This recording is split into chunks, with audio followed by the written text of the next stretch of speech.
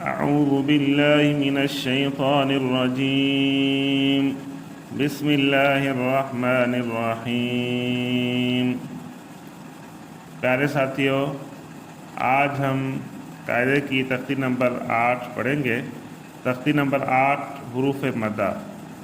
حروف مدہ کتنے ہیں؟ ٹوٹل حروف مدہ 3 ہیں: الف مدہ، واو مدہ، یا مدہ۔ سب سے پہلے الف مدہ۔ مد کے معنی ہے کھینچنا۔ الف سے پہلے زبر ہو تو الف مدہ ہوتا ہے۔ اب یہ الف ہے، الف سے پہلے جو حرف ہے اس کے اوپر زبر ہے۔ ہم نے اوپر کیا پڑھا؟ الف سے پہلے زبر ہو، یہ الف ہے، الف سے پہلے زبر ہے تو یہ الف مدہ ہوگا۔ اسی طرح یہ تا حرف ہے تو الف سے پہلے زبر ہے تو یہ الف مدہ ہوگا۔ اسی طرح ہم مشق میں بھی تھوڑا دیکھتے ہیں کہ یہ الف ہے، الف سے پہلے زال کے اوپر زبر ہے تو ہم نے پڑھا تھا الف سے پہلے زبر ہو تو الف مدہ ہوگا، اور مد کی معنی ہے کھینچنا۔ پھر سے پڑھتے ہیں، مدے کی معنی ہے کھینچنا۔ الف سے پہلے زبر ہو تو الف مدہ ہوتا ہے۔ الف مدہ کو ایک الف کے برابر کھینچ کر پڑھتے ہیں۔ الف مدہ کو پڑھتے وقت 3 باتوں کا خیال رکھنا ضروری ہے، وہی جو ہم نے پیچھے پڑھا تھا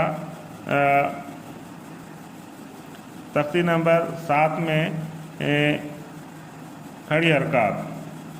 وہی 3 باتیں یہاں پر بھی ہیں جن کا خیال رکھنا ہے کہ کھینچ کر پڑھنا ہے، بغیر جھٹکے کے پڑھنا ہے، اور معروف پڑھنا ہے۔ الف مدہ پر وقف میں کوئی تبدیلی نہیں ہوگی۔ کس طرح؟ مثال دیتا ہوں، اذا وقفاً، اذا کوئی تبدیلی وقف میں نہیں ہوگی الف مدہ پر۔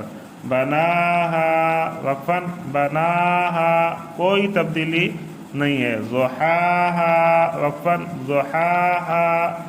تو یہاں پہ ہمیں بتا رہا ہے الف مدہ پر وقف میں کوئی تبدیلی نہیں ہوگی۔ کھڑا زبر اور الف مدہ کے پڑھنے میں کوئی فرق نہیں ہے۔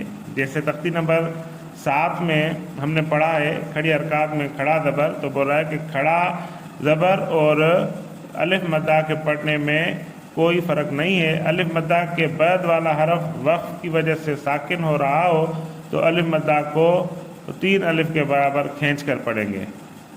آخری حرف پر 2 زبر کی تنوین آ جائے تو وقف کی حالت میں الف مدہ سے بدل کر پڑھیں گے۔ پھر سے سنیں، آخری حرف پر 2 زبر کی تنوین آئے تو وقف کی حالت میں الف مدہ سے بدل کر پڑھیں گے۔ کس طرح؟ آئیں ادھر دیکھتے ہیں۔ یہ مالن، آخری حرف پر 2 زبر کی تنوین ہے تو اس کو وقف کی حالت میں ہم الف مدہ سے بدل کر پڑھیں گے۔ مالن وقفاً، مالا، نارن وقفاً، نارا۔ اب پھر سے سنیں، ہم نے پڑھا کہ آخری حرف پر 2 زبر کی تنوین ہو تو اس کو وقف کی حالت میں الف مدہ کر کے پڑھیں گے۔